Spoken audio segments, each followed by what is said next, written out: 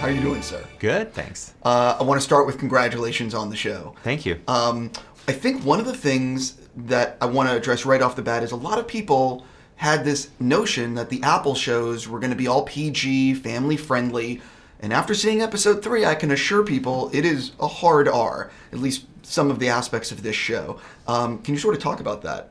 Yeah, I mean, this was, I know people were talking about that in terms of Apple and the sort of the idea of who they are as a company, and people were worried about it, but we never had to change anything with the show. This was, the show was pretty clear tonally on the page when we sold it, and there were already 2 scripts, not 3, but there were 2 scripts, and they were, pretty specific tonally, and they kind of bought in, and they shared our vision for the show, and sort of let us do our thing. What was it about this material? Because you work constantly. You've made some great movies. What was it about this that said, I want to go over to Apple, I want to make a series? Well, I think that it was the idea that itself. I'm on a bunch of fronts. I think one is I've been a fan of Steve Knight's for a long time. I like some of the movies that he's written. I like some of the things that he's written that haven't been produced yet. I thought that it had a very unique voice to it. And then it also has just a lot of aspects of things that I like in terms of storytelling. I love world building. This was a lot of world building and really challenging and fun world building, especially because it had the sort of guiding principle of blindness behind it, which meant every decision we would make would be based on that idea, which to me is great and kind of grounding and guiding in terms of having a principle. I love the idea of the world without civilization. I mean, I had done a film, I Am Legend, that took place 3 years after the loss of civilization. This was now hundreds of years, so to sort of explore a different facet of that. I like the idea of going out into the wilderness and doing something very authentically and as realistically as possible. So really going out, far distances and trying to build things and experience them and make the environments very immersive. There was just so many aspects to the show that I loved. How much did you and Steven discuss the sort of what's going on the rest of the planet, coming up with a show Bible or a series Bible that can be followed, and how much is it sort of let's design the first season and then we can see what happens? Well, Steve had a general pitch because we went in, when we sold the show, we went in with 2 episodes, and I had a visual presentation of my take on it. And he had a pitch for the rest of season 1, and then he had a broader pitch for sort of following seasons. So he had a pretty good idea of where the show is going to go very early on. Well, I'm curious, have you guys thought about what happened to Detroit or what happened to this place, or do you know what I mean?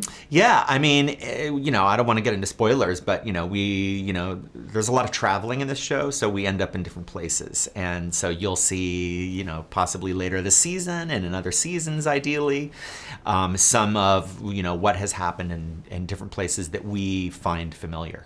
One of the things I thought was so cool in the first episode is the community and how it felt very real. Yeah. This would really be what happened if everyone lost their sight with the ropes and everything. Can you sort of talk about the challenges of building all of that from the ground up?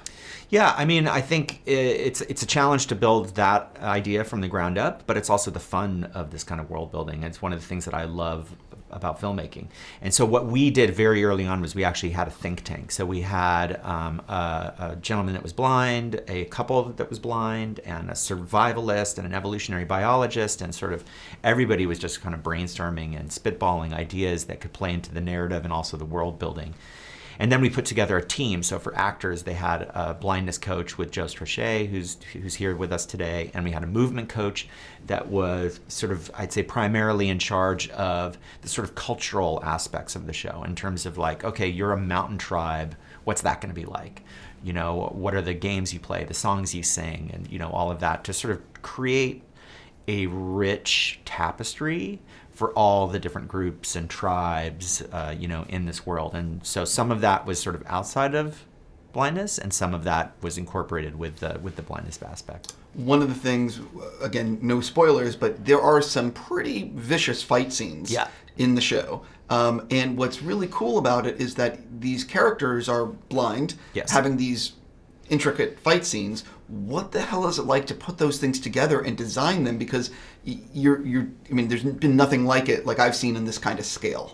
Yeah, I mean, it's tricky. Again, fun, tricky, but tricky. And so, if you look at there's a big battle scene in episode 1, and that we started brainstorming very, very early on in the prep process. And so one of the first things we did was we wanted to just kind of come up with fight style ideas and ideas for, how the different factions would fight. So if you're the mountain tribe and you're going to be up on a wall, what are the kinds of things that you can do? If you're coming from below and going up this hill, what are the things you could do?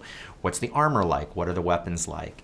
Getting into sort of judo style fighting because it means there's contact. And the idea of once you make contact, you don't want to lose contact, right, until you are victorious in some way. And so we started to spitball all these ideas and gathering up, sort of a tool set for it. And then I would talk to the stunt team about the kind of emotional beats and the narrative that I want to take place within the scene. And then we kind of built it all out from there. But everything was always kind of driven from this idea of blindness. You did the first 3 episodes? Yes. The series is 8. Yes. Was there ever in your mind, man, do I want to helm all 8 of these? Well, I thought that I was going to do all of them when I signed on to do the show. And then when I saw the first set of outlines of the whole season, I thought just the scope of the show, there was no way that I would be able to do all 8. It would do the show a disservice just because the show was so big. And so in terms of the prep, and honestly, I had prep that was sort of on the scale of a large movie. And I was, sort of barely prepared for my 3. Just because there's a lot to it. There's a big cast. We're out in really distant locations. We had to sort of piece a lot of things together. There's big action. There's a lot of animals. There's just, a lot of elements to deal with. And so there's just no way I could have done the other 5. What did you learn making the show? There's a lot of talk you might have a second season or it's been picked up. I don't know the exact specifics, but what did you learn making the show that you think will be able to be applied to the second season? Because the first season is always like building the infrastructure and figuring it out. Well, I think a lot in terms of behavior and sort of rules, just because we did a lot of work in prep so that by the time we were in the first day of shooting, people were pretty well versed in the language of being blind in terms of blocking, what to do with your eyes, how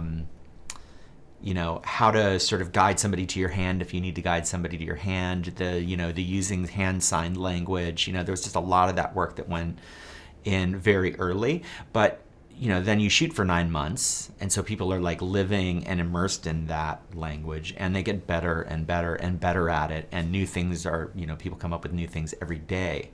And so I just think having that knowledge going into a second season would be fantastic. I gotta go. Thank you so much for your time. Thank you. Congrats on the series. Thank you. I'll talk to you later.